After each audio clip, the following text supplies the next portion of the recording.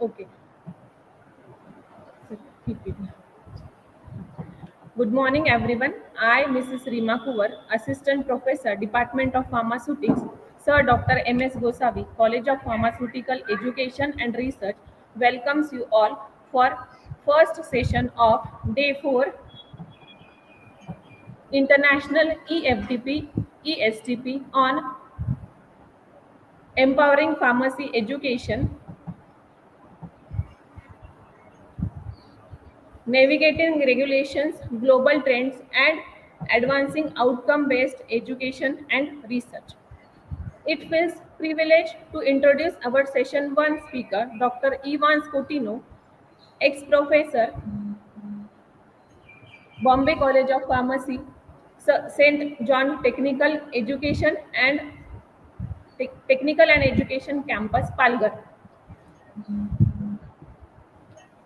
So regarding educational background, sir has completed his PhD in technology. Sir has received uh, gold medal during his UG education from Mumbai University. Regarding membership, Sir is life member of Indian Pharmaceutical Education Research Society of Bombay College of Pharmacy, Indian Biophysical Society IBS, Nuclear Magnetic Resonance Society NMRS.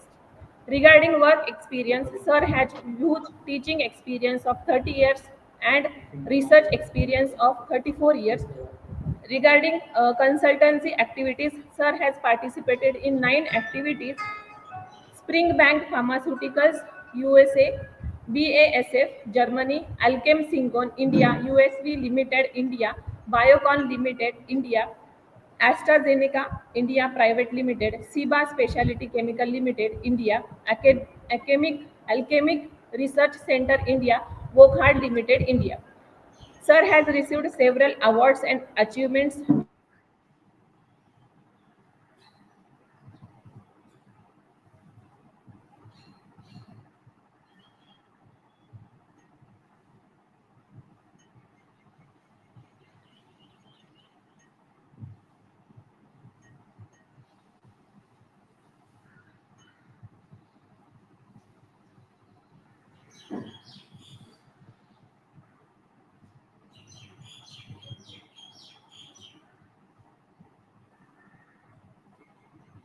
From 2016 to present, Sir is a member of Department of Advisory Committee of the Department of Pharmaceutical Education, Sciences and Technology of Institute of Chemical Technology, Matunga, Mumbai.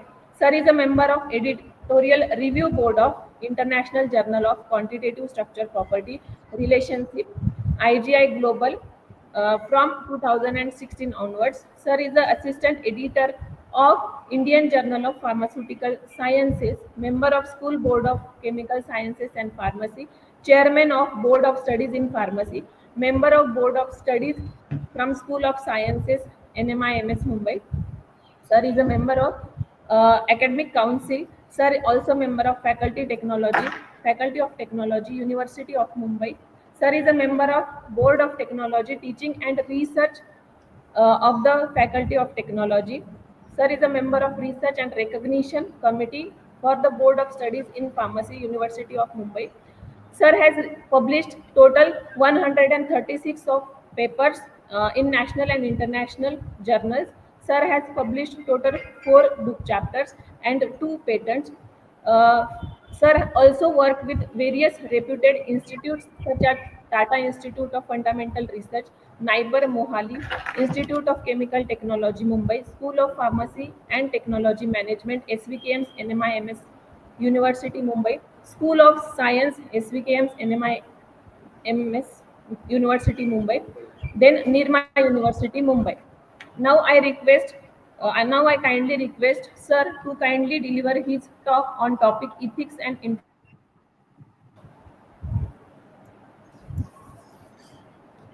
Thank you, madam, for that introduction. Thank you, sir. Okay. Yeah. Are my slides visible to everybody? Yes, sir. Okay. Okay. So, can we see the slides on full this? Is Yes, it sir. okay?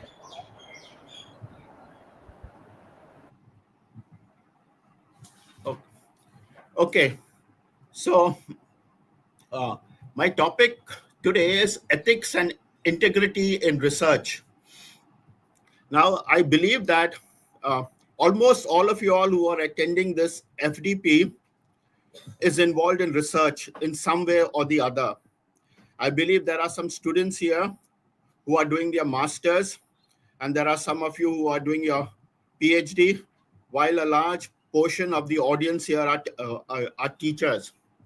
Okay, so my talk will be basically about how do we do research ethically without any misconduct. Okay, so before I begin my presentation, I want to say that my presentation has been abstracted from this little document, which is called the guidance document, Good Academic Research Practices, which was written by Patwardhan B. et al. And published by UGC in September 2020. So my talk is a very brief abstract of this fantastic document. And I would encourage all of you all to refer to this about document for a full understanding of the subject matters of ethics and integrity in research. It is a must reading for all of you all who are doing research. And this document is easily available on the net. Okay, so after this declaration, let me go and say a few words. Just a few years back, in fact, in the year 2023, there was an article written by Holly LC in the very prestigious journal Nature. The issue was November 8th, published in the year 2023. And in that article, Holly has stated that 10,000 science papers were retracted. I hope all of you know what is meant by retracted, withdrawn from special issues of several reputable journals. Now, this is not a small number. 10,000 papers after being published had to be withdrawn because of ethical issues that were found out after these papers were published. All of you here must be aware of the retraction watch database. Okay, this is a small little organization which is constantly, almost every day, reviewing all the papers that have been published in the journals in this world, okay, and flagging down those articles which are of very suspicious, dubious nature. In the year 2023, 45,000 papers were retracted. That is only a starting number. They are going strong and they are still counted. You know the publishers Hindavi. Okay, all of you must have published some articles in their journals. It's a well-known publisher. In the year 2023, this publisher withdrew more than 8,000 articles in a single year. Now, this publisher, Hindavi, was recently taken over by the group Wiley. All of you also know Wiley and their publications. They have very prestigious journals. The cost of withdrawing 8,000 papers which have been published in their various journals was $30 to $35 million. Okay, just think the loss to this publishing company of having published 8,000 or more papers and then having to withdraw them and notify the authors that their papers have been withdrawn. Now, Hindavi is not only one example of several publishers who are withdrawing papers out of many other publishers are also doing the same thing. And it's very sad. if it was one of our papers which have been withdrawn by these publishers. It's going to be very sad. It's going to be a blot on our name, a blot on our institution.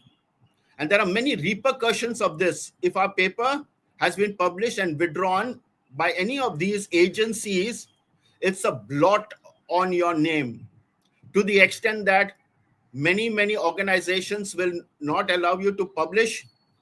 It will be difficult to get funds for doing research, and many other effects. So how do we prevent this? How do we avoid misconduct in research is what I'm going to talk to you about. Okay, so let me give you a little background of here. Now, if you look at the research ecosystem, and what do I mean by that? Everybody who is involved in research, it is not only the researchers. There are many people involved in research.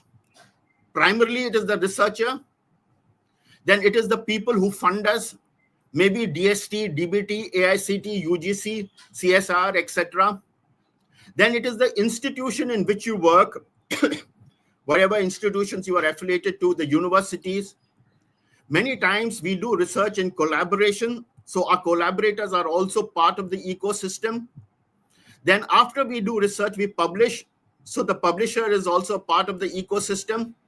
The editors who first review the papers where we are submitted, then the reviewers, then all the people involved in administration of research are all participants in this ecosystem. And you can see now how diverse is this ecosystem. And everybody has different interests in this. Okay, yours and my interest is to do fundamental research and to publish it so that we can disseminate our research so that everybody in the world can use this research and build further in order to advance science and knowledge. That is our very holistic goals. But everybody doesn't have this goal. The publisher may not have this goal. Okay, because research has become very competitive and also nowadays a high cost. So there is economic gains in publishing very early for everybody. So there is a financial aspect to research that is different for different people in this ecosystem. To the researcher, the financial aspect may be one thing. To the publisher, the financial aspect of this may be something different. To the collaborators, it may mean something else. So there is a lot of economic gains in this research. And sad to say, sometimes it is this economic gains which is driving research and mainly trying to compromise on ethics and integrity in the full research ecosystem out there. And because of this, there is a strong temptation for everybody in this ecosystem, the researcher, the research institution, the collaborators, the publisher, the journal editors, the reviewers, all. There is a strong temptation to cross ethical boundaries. And how do we prevent this? Now, if you look at this ecosystem, which has so many players, the key players are basically you and I, you and me. The researcher and our institution are the main players in this research ecosystem.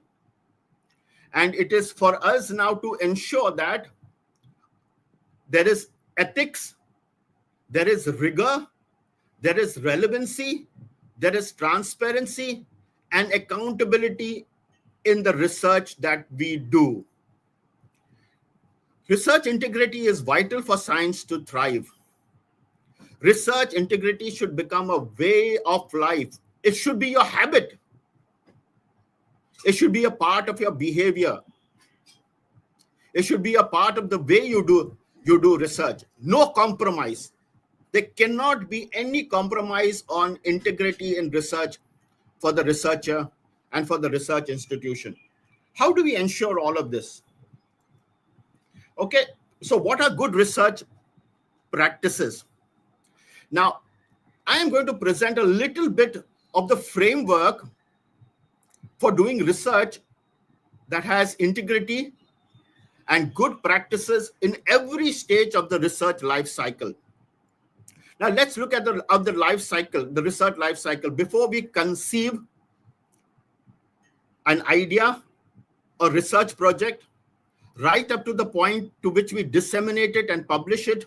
Okay, there are many stages in this research life cycle, and every part of the research life cycle, right from the stage of basically conceiving a research idea till the end point in which we publish it, okay, there we must follow good research practices. And what are these things? No fabrication, no making up of data and results, no tampering with data or results and making it look good so that a paper is accepted and people think that, oh, we have done good research. We cannot fabricate data or results. There is no way. Falsification, should not manipulate research materials, should not manipulate or tinker with equipment so that we get only what we want. Neither we should tinker or tamper with or falsify the processes which we use in order to conduct our research.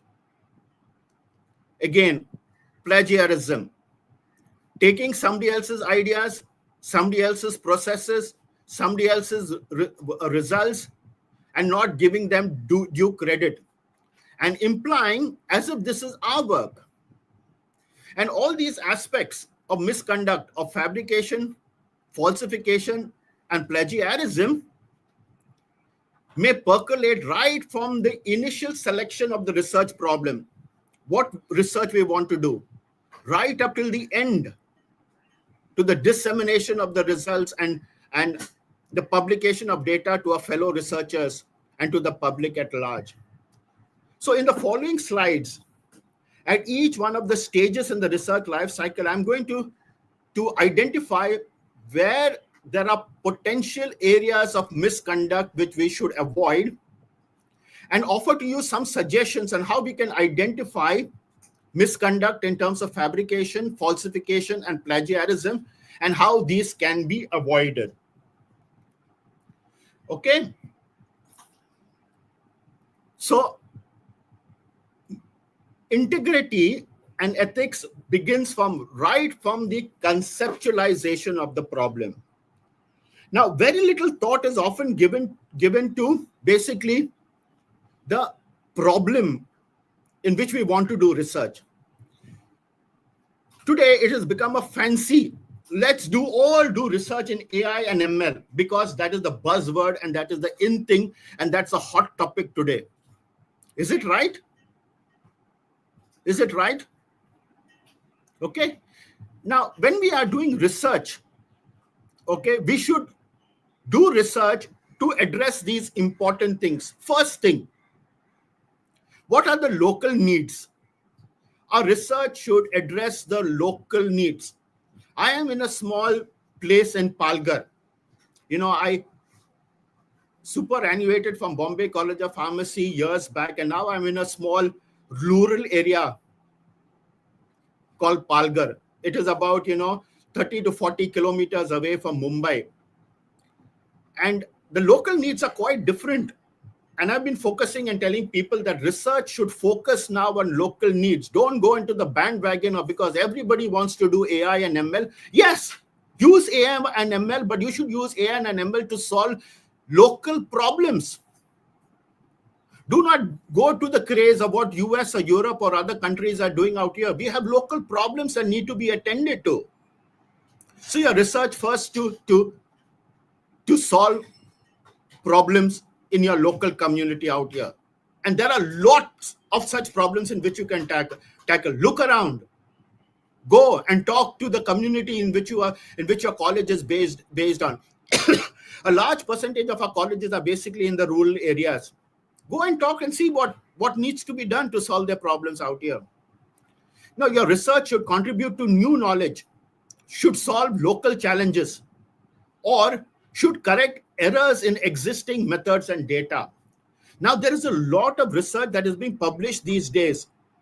And I find that today, a lot of the research that is being published, there are a lot of errors and mistakes in the way research is being conducted, in the methodology, in the analysis of the data, in the interpretation of the data, in the use of methodologies, lots of errors. And you can do research to correct these things, to correct what is wrong in the publications out here. Research can also be part of that. That's good. So when you are selecting a research problem, these are the 4 criteria that you should look at. Give a clear picture of what you are trying to research upon. Make it very focused. Don't try to look at multiple things in your research, diluting your strengths, diluting your resources, diluting everything. Focus on one single problem which you can tackle fully, using all your resources, all your intellect to one problem. Be very concise and use a lot of logical things in order to, in your research problem. Okay, so thinking about a research problem is very important, and many of us don't think that ethics and integrity should also come in the first step in our research. What is the problem that we should tackle out here? Now, there are some of you may be thinking of, okay, Coutinho has said, let's go to the local community and see what is there, what are their problems, and see how we can use, what we have in our college, the resources, the intellects, the abilities, the equipment in order to solve the research problem. That is good. But some of you may be thinking, it doesn't look very exciting. And I'm going to show you where you can also find research problems, where there are databases in India and in this world where you can also get research ideas. Okay, so let me say a little more about the research problem. Give careful thought to a research problem. And I'm saying this again. Don't go with the hype that is there in the US or in Europe or in Australia or in many other countries out here.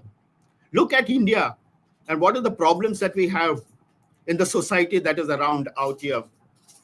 Okay, so look for a project that has positive outcomes for the society, for our country, for industry, and the Indian ecosystem.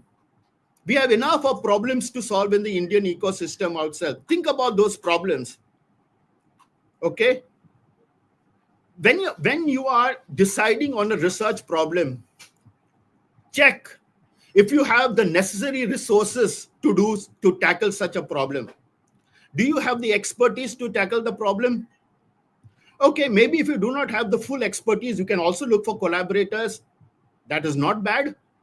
Okay, maybe you can do some part of the research problem and you need help with some other things in your research problem. Good. Look for collaborators. Look for collaborators in India or look for collaborators abroad.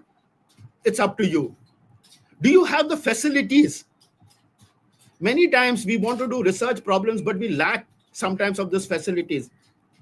Collaborate or pay for. If you have the funds, go and pay for facilities which is available in many of the other institutions. Many of the institutions offer their facilities for a small fee. Okay? Look, it is not always necessary that you always have to build facilities at your own place.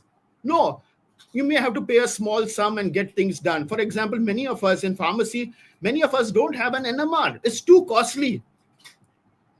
It runs into several crores. Not all of us can afford an NMR, or not all of us even can afford an MS, mass spectrometer. Yes, we can always pay a few hundred rupees and get our samples done. Likewise, if you don't have facilities for a research problem, just scout around. And I think there are a lot of laboratories and there are a lot of places where you can actually hire out equipment or pay a small fee and get your analysis done. Funding is the most important part. Research cannot be done without adequate funds. And today there are a lot of funds available in DST, in DBT, in CSIR. The only thing they are looking for good projects. They're looking for good projects. And today, DBT, DST, and CSIR, all of these institutions, give you with a minimum of 30 to 40 lakhs. You're able to get, if you have a sound problem and you defend that problem and you tell them you have the expertise and you can do that, you have a sound methodology in order to reach the outcomes of the problem, DST and DBT without hesitation will be able to give you this. Now, I would say also it is very good sometimes to write projects that you want to submit to DST and DBT along with your collaborators. That strengthens it. Okay. And then do you have the equipment? Do you have the instrumentation? As I said, that if you don't have everything within your institution, see what is available in your collaborators or pay a small amount of fee and hire out equipment that is not there. But please look at all these aspects. Okay, when you are looking at the research problem, see that you have the expertise, you have the knowledge, you have the capabilities of tackling the problem. You have the facilities, you have funding, enough or sufficient funding to take you right up till the end of the project. And you have the necessary equipment so that you will ensure the feasibility of the project. Now, many times when we do research, there are sometimes licenses which we need to acquire. See that you get all the licenses. And especially this is becoming very acute in terms of software.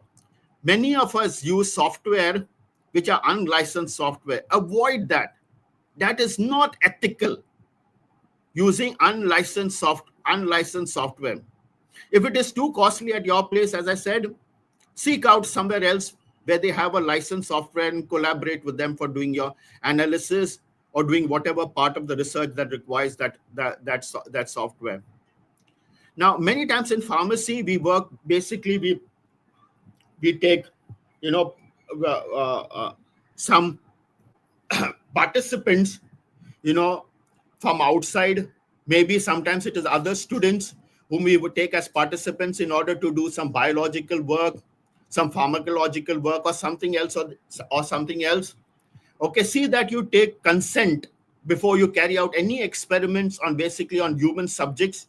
There are participants, and see that there is an informed consent, that you tell them very carefully about all aspects about the work that you are going to do and their involvement inside it. Be careful.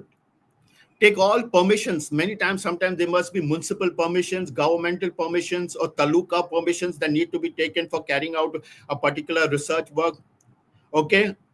Take all permissions, because later on you can get into trouble out here. So before you start your research work, see that all licenses have been procured, participant consents. If there are participations by human subjects in your research, you take consents of them, and you take all permissions from your local municipality or taluka or wherever you are before starting out your research. This is important. Okay, so some of you may be wondering, sir, I do not know what research problem I should be seeking for or looking at. I told you, yes, look at the local problems. Okay, so there are many databases which are available today, both in India and abroad, where you can get ideas for doing research. The first thing is the Imprint database. Imprint stands for Impacting Research, Innovation and Technology, which is an initiative of the Ministry of Human Resource and Development. And here in Imprint, you can take a look at the major science and technology challenges that our country is facing.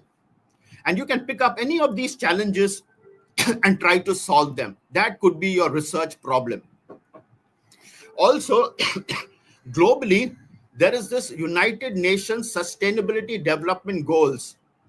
It's another forum.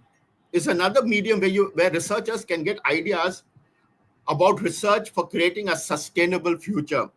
And today, this is the in thing. Sustainability is an in thing today. And there's a good idea to do research to look at this aspect about sustainability in many aspects out here. So if you're lacking for research ideas, please go to these two forums, to these two databases where you can get some ideas about what research you should start working upon. Okay, so I told you now what is the life cycle of research. The second is the design. So once we have decided about a research problem now, our next thing now, we should design out how we are going to execute that problem out here. Okay, so we should look at first, what are the objectives? What do I want to achieve in this problem? Okay, what are the main objectives? That is, I'm going to tackle this in my research, this and this in my research. And don't try to tackle too many objectives. As I said earlier, be very focused, be very concise. 1 or 2 objectives is the most that you should want to tackle on. Don't try to put 10 or 20 objectives. Then you'll be diluting everything. Your resources, you'll be diluting your capabilities, you'll be diluting, and it'll be too much to handle in a very short period of time. Especially when you're writing a project to and submitting to DST or DBT or CSR for funding, avoid writing a lot of objectives, because in the end, they will make you responsible and they will tell you, you committed doing 5 or 6 objectives and you are not able to fulfill this 5 or 6 objectives in the 3-year period. Give an explanation. And believe me, they are not going to look upon it very nicely. Okay, you have committed 5 or 6 objectives and you're not able to achieve for many, many reasons. So be careful when you're looking at any objective, whether it is your MPharm or your MSc research problem or your PhD research problem. Keep very focused. Just 1 or 2 objectives is good enough, and put all your resources in achieving those 1 or 2 objectives. Okay, that said, write out milestones. Milestones are, what am I going to achieve in my first 6 months? I'm going to achieve this. 1 year, this I'm going to achieve. 18 months, this I'm going to achieve. 24 months, this I'm going to achieve. Write that down and keep on checking. And keep on checking. All of you keep on checking. Oh, this is my milestone. Where am I? After 6 months, did I achieve what I want to do? Periodically keep on checking. Don't keep checking at 6 months' time and saying, I made this milestone. I said I'm going to do this, and now I was not able to do this. All along, right from 0 month to the 6 month, the first month, second month, keep your milestones before you so that you know where you are achieving, when you will achieve it. Okay, so don't look at milestones only at the end of the period, after 6 months or 1 year or 18 months or 24 months, and periodically keep on checking yourself. Am I going towards what I have committed, what I have planned to do in 6 months and 1 year over this? Keep on checking that. Now, when you are deciding upon research, and I think many times research is done always with a number of people. A lot of people are involved in research. Sometimes there are 2 or 3 in my institutions and 1 or 2 as collaborators in another institutions. Clearly define to everybody involved in that project what are your roles and responsibilities. Clearly tell them right at the very beginning. If there are, for example, 3 people who are involved in research, the main collaborator, okay, the head of this research should tell, you are going to achieve this and this in so and so time period. This is your role, this is your responsibility, this is part of the project that you are going to involve with. Don't keep everybody doing everything in the research. Assign part of the research which particular people are good upon. Okay, are good upon. Identify every person's skills and capabilities and assign them that part of the research for which they are good at.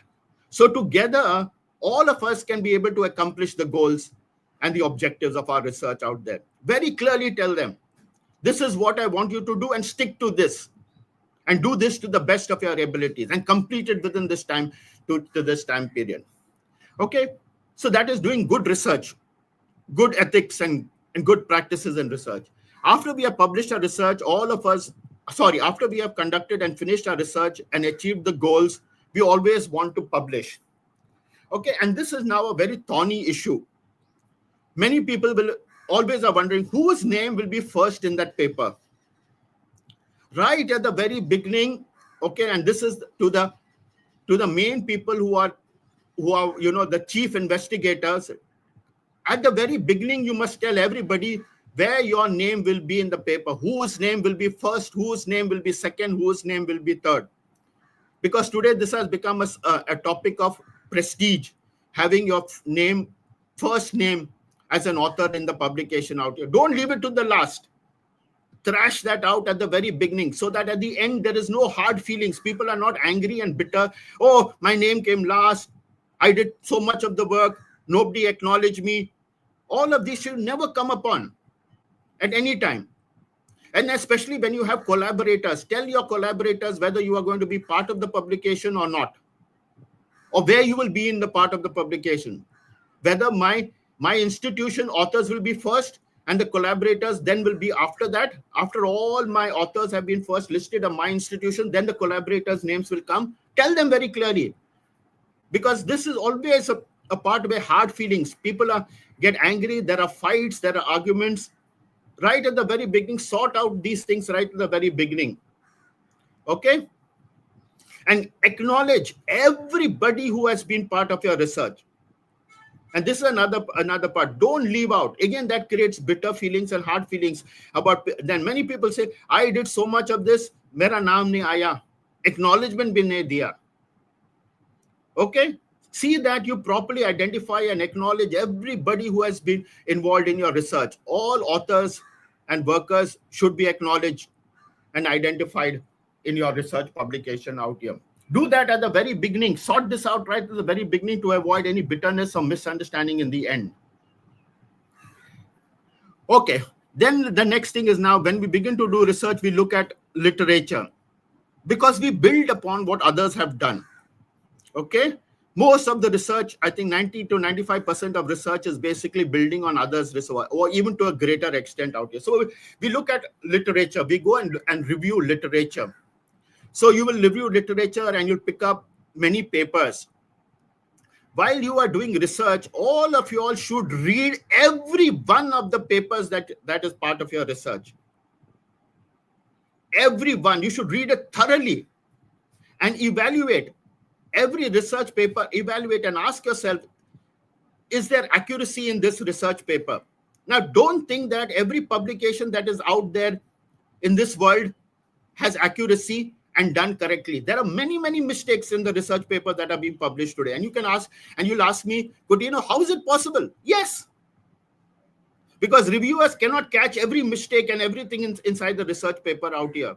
It's not possible for a reviewer to do this out there. And so when you are reading a research paper, read with an open mind and ask yourself, has the author interpreted the results accurately? Has he carried out the right experiments? Has he done the experiments accurately? Look for those things, not with an attitude of being critical of the author, just that you are aware. When I'm reading these papers, oh, there are some mistakes here and I don't need to repeat them or do it exactly as this person has done. The method is not correct. Don't repeat a wrong methodology, which has not been done very correctly. You should be able to look at that. And I'm not telling you to go and point out to that author, oh, apne sab rubbish publish kiya. Not with that intention. It's just that you do not do things, which have been wrongly published in the literature out there. When you read papers, pick up papers which are, research which has been done by experts in that field. That is your first thing. We can already identify who are the experts in a given field. In nanotechnology, you know who are the experts in India in this field who are publishing very well and publishing in very high impact factor journals. They should be your first readings. Okay? So do these things very, very, very, very carefully out there. Okay, when you do research, I want you to be very, very careful that all your research can be replicated by a third party and can be reproduced by a third party. Now, in my own experience of having done research for more than 36 years, I've seen that sometimes we are not able to repeat many of the results that have been published in the papers. And why is it? Oh, sometimes people give me this excuse, this paper has been done in USA and you cannot reproduce the conditions in India. Is that true? Okay, is that true? That means research can only particular research exactly is only applicable in USA and not in India. I've tried to do some synthesis and I've seen that the methods don't work. Don't give me the product at all. Okay, I don't give it. So is that person hiding something in the research methodology, in the experimentation? Is there something he has hit or something? Why can't I repeat it? Never let it happen that somebody should pinpoint and you know ये आदमी ने research किया and I cannot reproduce. Some bakwas researcher. That should never happen to any one of us, saying that I cannot reproduce the work done by Evans Coutinho. What a shame. What a shame if somebody has to say that, Coutinho ne research kiya, but I cannot reproduce his work. When I'm getting different results. It is not what he says he has got in his this out here. Never let it be. So be careful while you're doing research. Replicability and reproducibility of research is a very important aspect out here. Now, as I told you, when you're looking for papers to read about your research and for you to get ideas and how to do your research, when you pick up papers, check for what is in the papers. I've already said a little bit. I want to repeat myself. See that the information that is in that paper is error-free. The information is factual. The information is verifiable. And more importantly, what is the professional credentials of the authors in that paper? Okay, who are these people who are publishing? Are they experts? We know that, people who have been publishing very frequently, very good research, very high quality research, and in good journals and all, we can trust their work. Many times in a research paper, is there a distinction between facts and opinion? We don't want opinion. We want facts. We should be able to segregate in that paper what is actually a fact and what is an opinion of the researcher out there. Is the information that the author is presenting very biased? Is he looking only at one side and not looking at the broader side? Is that information that he will be publishing very current and relevant in present day times? And how much of the coverage of the topic is there inside that paper out there? So when you read a paper, look for these aspects. Look at a paper with a very broad mind. Not with an attitude of criticizing every paper. I'm not saying that you pick up every paper and start criticizing and finding fault with the paper. Just keep a broad mind and read the papers and read papers very, very carefully, because that will give you a direction in which how you should carry out your own research and avoid pitfalls, mistakes, biases, and many things that should be avoided while doing research, and especially in dissemination. Okay. Let me go forward. Okay, I think I have a little more time now, just about 5 minutes out here. Now, finally, is after we have done research, documentation. Documenting research is very, very, very important out there. And this is for all of your students who are listening to me and teachers who are listening. Please note this very carefully. See that all of you all maintain a laboratory journal or a laboratory notebook. Every day, whatever you do, you may be doing research for half an hour because you have other things to do. Maybe you have to attend lectures, or maybe you have to give lectures, or maybe you have to do this and that, or so many things you have to do. Whatever you're doing, little or lot, see that you have a journal, and in that journal, you note down the date in which your research has been done, and very accurately write down whatever is your observations. Whether it is correct observations or bad observations or good results or wrong results, put it down in that journal. Doesn't matter.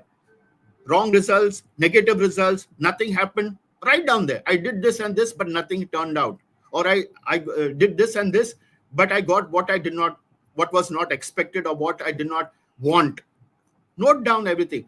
Because what happens is, if you keep a laboratory journal, sometimes later, much later, when your article is published, and then, as I told you, remember that retraction data watch tries to bring about some aspersions on your data. You can go back and look at your journal and clarify, this is what I got. You can prove to them when they are trying to say, why should not your paper be, you have falsified data, you have done things very wrongly, you have misinterpreted it. You can go back and prove to them from that journal.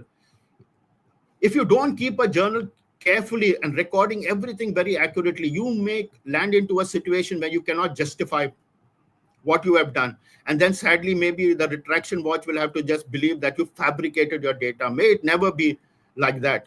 Show them. I have evidence that all that I have done and all the results that I published in my paper, I have it all recorded carefully out here in your journal. Should have pictures, not only written down observations. You may also keep pictures or whatever else things to substantiate your results out there. And this becomes very important. Many times, one student does research and then leaves. Then the next batch of students carry out research. After 5 years, many times, if a student wants to go back and look at the original research, and if the journals are not kept, research journals are not kept, it becomes very hard to trace back the original research. And this is very, very important for teachers, all those of you who are,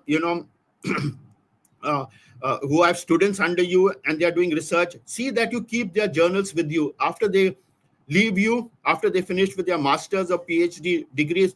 Ask them to submit their journals, their research journals to you, and keep them in your custody, so that if you want to do this research after 5 years and a new student comes, you can tell the student, refer to this notebooks, refer to these journals notebooks, and you will see everything is written there, and you can easily carry out the research to how they have done. You can follow the methodology, you can see their results, and you can try and do that, repeat that, and then go and advance upon that research out here. If you don't have that, then what happens then? I have to spend hours together trying to explain to my new student what needs to be done, how it needs to be done. And I also cannot remember what has been done 5 or 6 years back.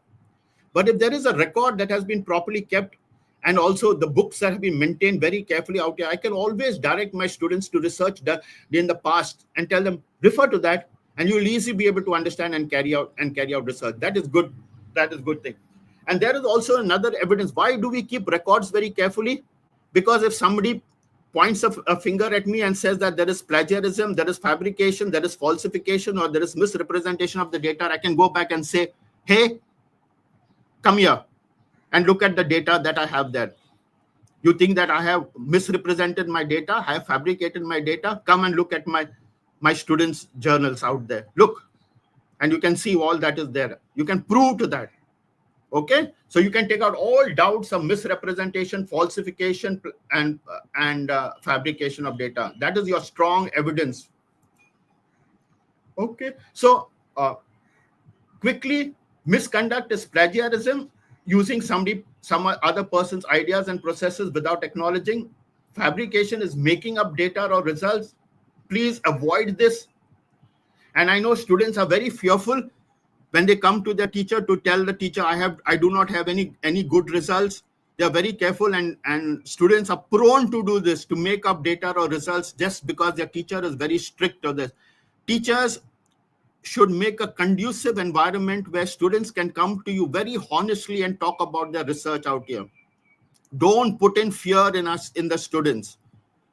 Fear makes them fabricate data or misrepresent data or do things which are not ethical out here. There should be a very conducive environment in which research is conducted between students and teachers out there. Okay, so to avoid students because of fear from fabricating and falsifying data. Falsifying data is changing or omitting data or manipulating the results out there. Okay.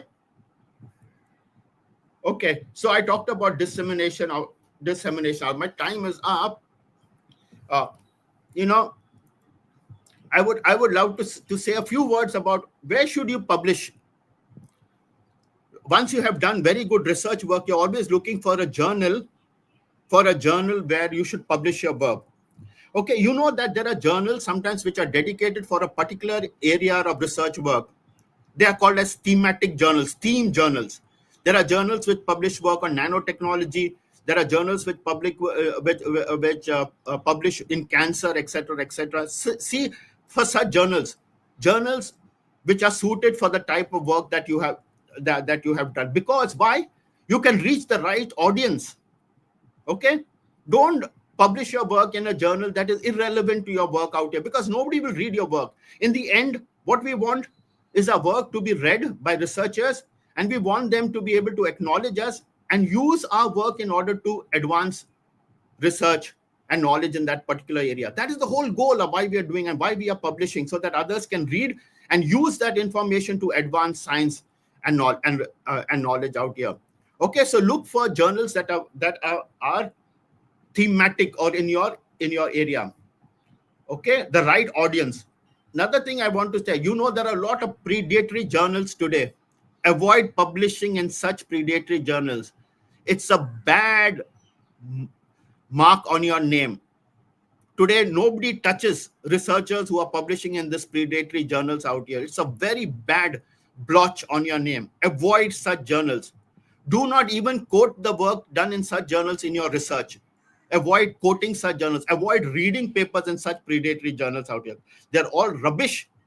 And when you write in your CV, in your curriculum vitae, or in your bio data that you have published in so and so research, people are aware that this is a predatory journal, and they know, oh, this person has this character.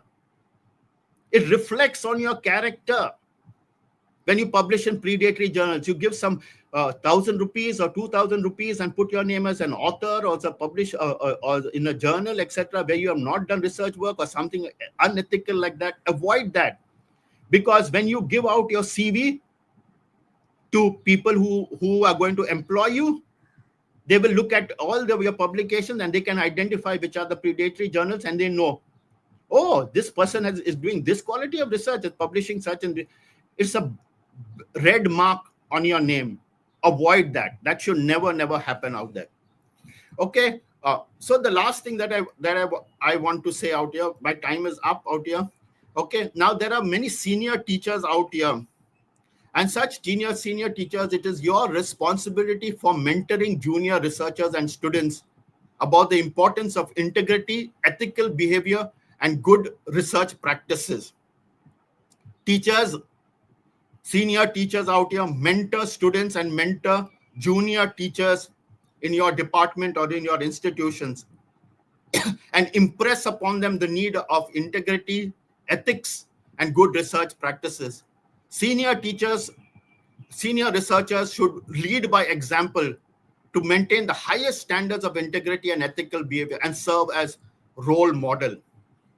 And many times, the relationship between research students and teachers should be very harmonious, both professional, maintain a professional relationship. I'm not saying no, but also keep that personal touch. That's very important. Okay, a personal touch. The student should be able to tell you whatever problems, not only related to studies or research and all, even home problems, what he is facing. Have that openness so that students can come to you and feel like a friend or a father or a mother. Okay. Okay, so this is what I want to say, and I think my time is up, and I will end my very brief talk. Thank you for your patient hearing. Thank you so much.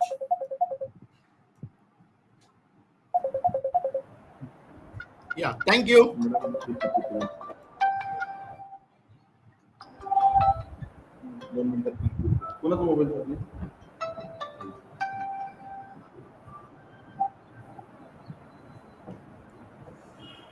Yeah. Any questions? Anyone are having question can type their question in chat box.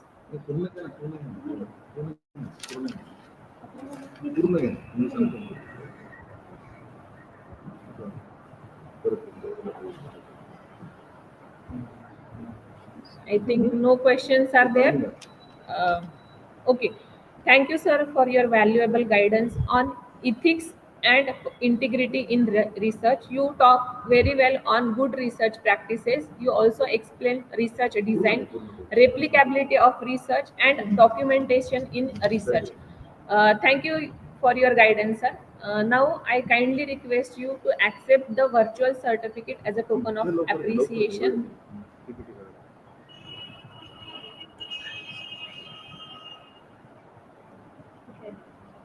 Just a minute, sir. I think there is some technical error.